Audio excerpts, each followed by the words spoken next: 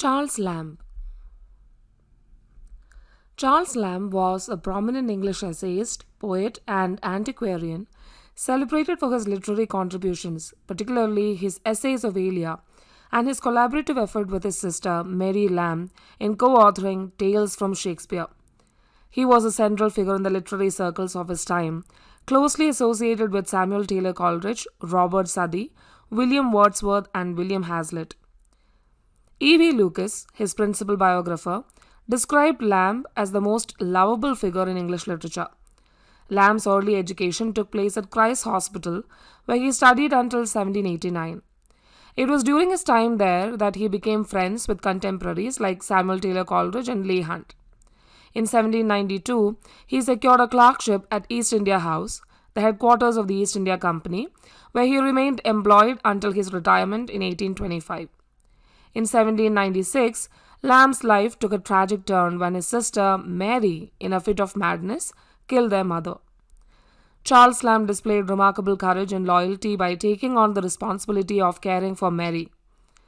Charles Lamb's literary career began with his contributions as a poet, including works in collections by Samuel Taylor Coleridge and Charles Lloyd. In 1798, he published A Tale of Rosamund Grey, a prose romance, followed by John Woodville, a poetic tragedy, in 1802.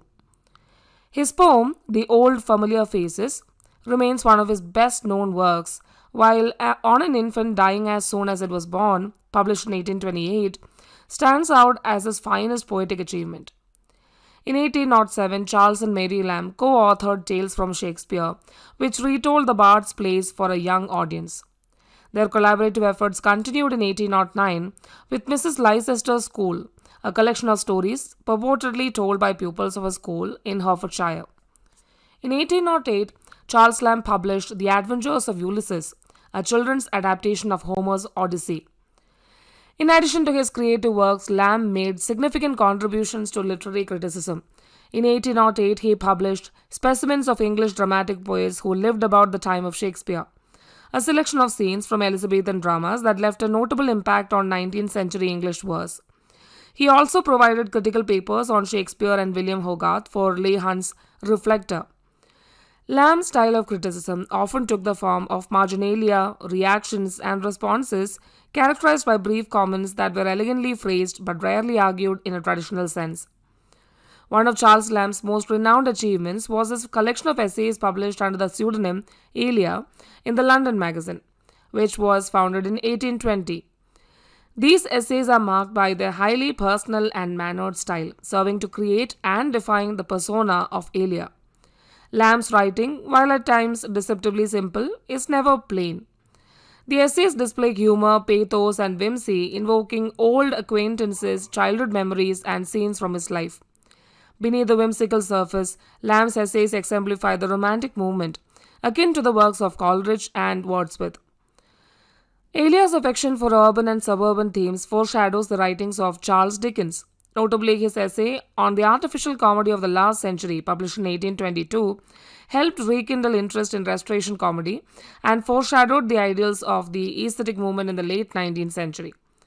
The first set of Elia essays was published separately in 1823, with a second series, The Last Essays of Elia, following in 1833.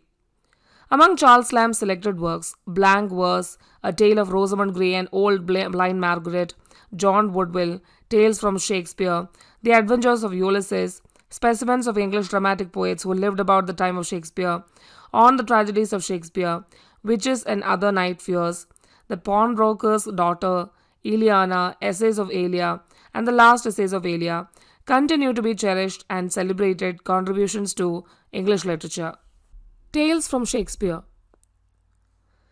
Tales from Shakespeare is a classic English children's book co-authored by the siblings Charles and Mary Lamb in 1807. This book was created with the intention of making Shakespeare's works accessible to young readers while preserving as much of the original Shakespearean language as possible. The division of labor in creating the book had Charles Lamb retelling the tragedies while Mary Lamb focused on the comedies.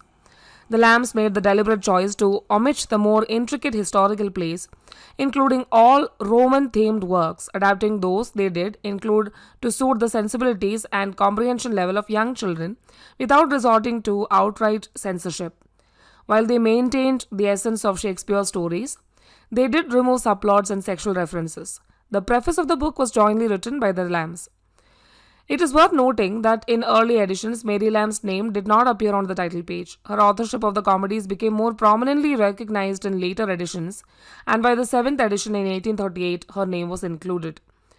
While Tales from Shakespeare was originally intended for a young audience, contemporary readers, particularly very young children of the 21st century, might find it a somewhat challenging read.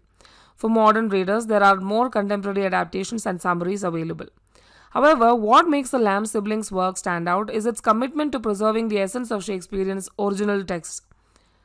As such, it can serve as a valuable resource for children who are beginning to explore or learn about Shakespeare's plays in their authentic forms. Essays of Elia.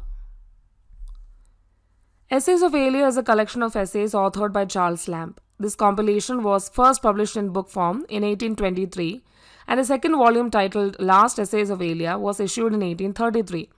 Both published by Edward Moxon. The essays within these collections initially began to appear in the London Magazine in 1820 and continued to be published until 1825. Charles Lamb's essays quickly gained popularity and went on to be printed in numerous subsequent editions throughout the 19th century.